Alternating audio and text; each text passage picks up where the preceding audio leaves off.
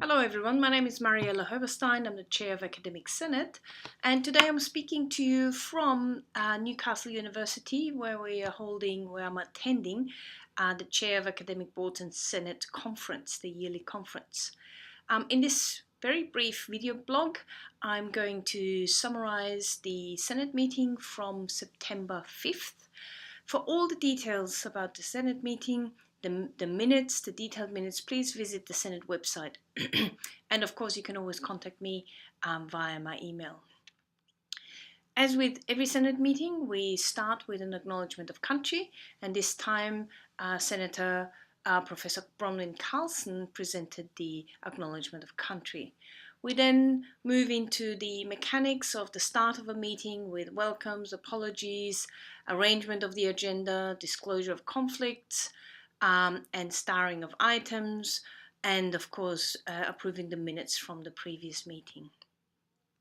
We had no business arising from the minutes, and so we went straight into the report from the chair, which is my report. And in my report, I focused on the items that Senate reports back to Council, and this time it was the approval of an award of the title for Emeritus Professor to Professor John Simons, the previous DVCA. I explained to senators the process of the assessment of the case, and I also thanked the members of the Working Party.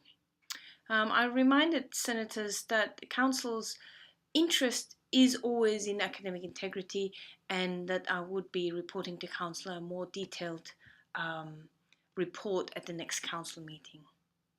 Following my update was the Vice-Chancellor's oral update, and the Vice-Chancellor touched on a number of issues, including the Respect Now Always campaign, and noting that following the release of the report, there's a lot more work to be done to develop preventative measures, educational tools, and also to further develop the university capacity to respond to matters of sexual harassment and sexual assault. The Vice-Chancellor also congratulated the successful launch of the Macquarie MD, the Doctor of Medicine, and commended the Dean of the faculty, Professor Patrick McNeill, and the whole faculty for their work on this submission. Vice-Chancellor updated us on the ARC research engagement and impact pilot that was conducted, and some preliminary outcomes of that. Session 2 admission data will be presented at the next Senate meeting. And finally, the Vice-Chancellor informed Senate that there's a review of the University Council, and that Council had approved a range of structural changes, including a reduction of the size of Council from 19 to 15, changes to the terms of reference, and changes to the consecutive terms that Council members can take. And that was the update from the Vice-Chancellor. More details in the minutes. This was followed by question time, but there were no questions raised at this time. The next agenda item was the student-led business, and there were no items in this agenda item, which then took us to the items for approval.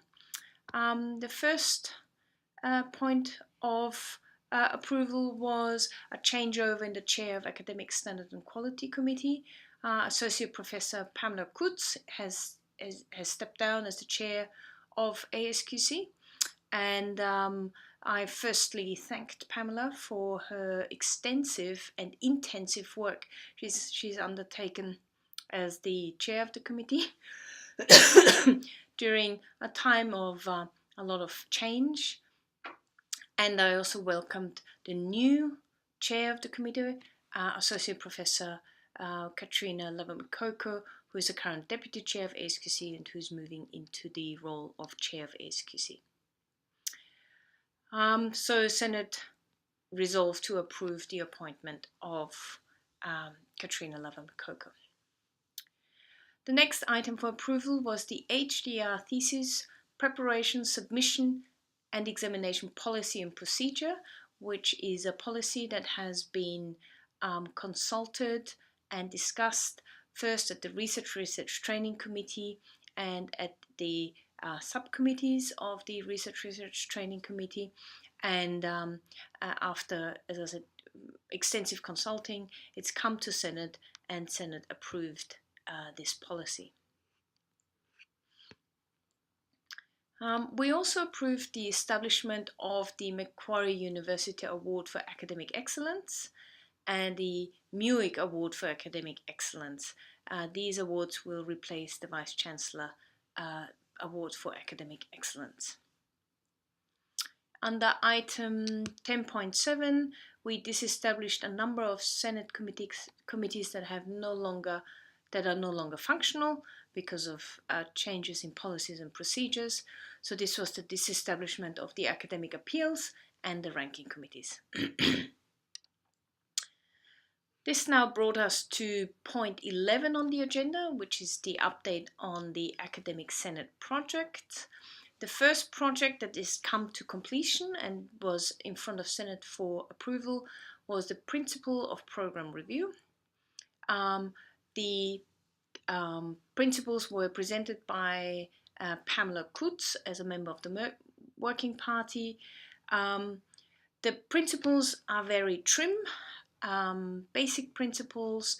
There are 7 principles, which allows plenty of flexibility for the faculties to conduct their program reviews in a specific manner that is suitable for their faculty.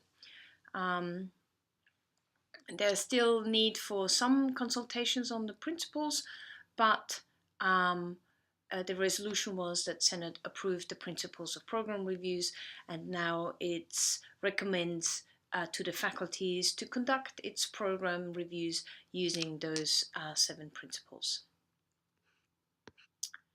Under item 11.7 is another Senate project that has come to completion, which is a project on how we recognize and partner with student members in governance roles, so student members on Senate and Senate committees.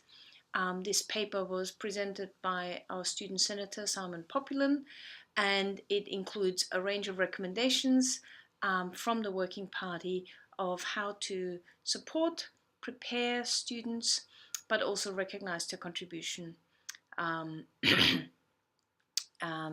whilst they are being members of Senate and Senate committees. And Senate resolved to endorse this paper and this approach for recognizing students. We had, under item 12, we had 2 presentations for discussions. The first presentation was by the Pro-Vice Chancellor of Programs and Pathways, Professor Sean Prawley, about a presentation on admissions transparency. The university is now required by the government to publish how our students are being admitted, if they're being admitted under ATAR, what the ATAR cutoffs were, and this information is now available on a university website, and the URL is now, you can see below, and you can have a look yourself. Under item 12.2, we had another presentation by Tatiana Lozano on the Respect Now Always project. She provided some background to the project and an overview to the data from the Macquarie University specific data on the survey, and some information on the work that was being developed for prevention and for education. Those were the 2 presentations for discussion. We had, under item 13, we had no questions on notice, and I would like to remind everyone in the university community that every staff member can put a question on notice, but it has to come to Senate prior to the next Senate meeting so that we can prepare an answer. And under other business, I proposed an item, and in the absence of the deputy chair, um, Jackie Phillips, I asked the DVCA, Kevin Jamieson, to chair this item. And the item, and Senate approved that the DVCA would chair this item. And the item that I brought to Senate was a request from the LA Network, and I'm a member of the LA Network, for a statement of support from Academic Senate in relation to the current debate on marriage equality as a sign of support for the university LGBTIQ community. And after a very long discussion, a very detailed discussion about this topic and whether Senate should be making a statement of support, Senate resolved that